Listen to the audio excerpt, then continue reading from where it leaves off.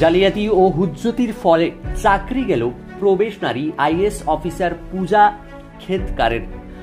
প্রবেশ নারী IAS officer পূজা খেতকারের প্রার্থী পদ বাতিল করে দিল ইউপিএসসি। তার ফলে চাকরি চলে গেল পূজার।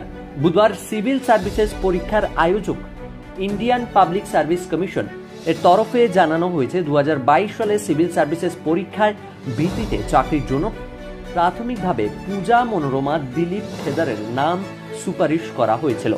তার সেই প্রার্থী পদ বাতিল করে দেওয়া হচ্ছে। সেই সঙ্গে ভবিষ্যতে তিনি আর কোনো পরীক্ষা বা নিয়োগ প্রক্রিয়ায় অংশগ্রহণ করতে পারবেন না। যে পূজার বিরুদ্ধে জালিয়াতির অভিযোগ উঠেছে, সেই সঙ্গে হুজ্জতি করারও অভিযোগ উঠেছে পূজার বিরুদ্ধে। ইতিমধ্যে দিল্লি হাইকোর্টের দ্বারস্থ হয়েছেন পূজা। যদি মামলার শুনানির সময় ইউপিএসসির তরফে পাল্টা সওয়াল করা হয় যে পুরো সিস্টেমের সঙ্গে জালিয়াতি করেছেন পূজা, তাহলে অদূর ভবিষ্যতে পুজোর গ্রেফতারির আশঙ্কা রয়েছে। ইউপিএসসির আইনজীবী বলেন, এই প্রার্থী আইন লঙ্ঘন এবং আইনের প্রক্রিয়াকে লঙ্ঘন করেছেন।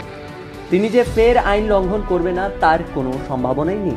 উনি একজন সম্পদশালী ব্যক্তি, তাই তাকে বাতিল করা হলো পরীক্ষা থেকে।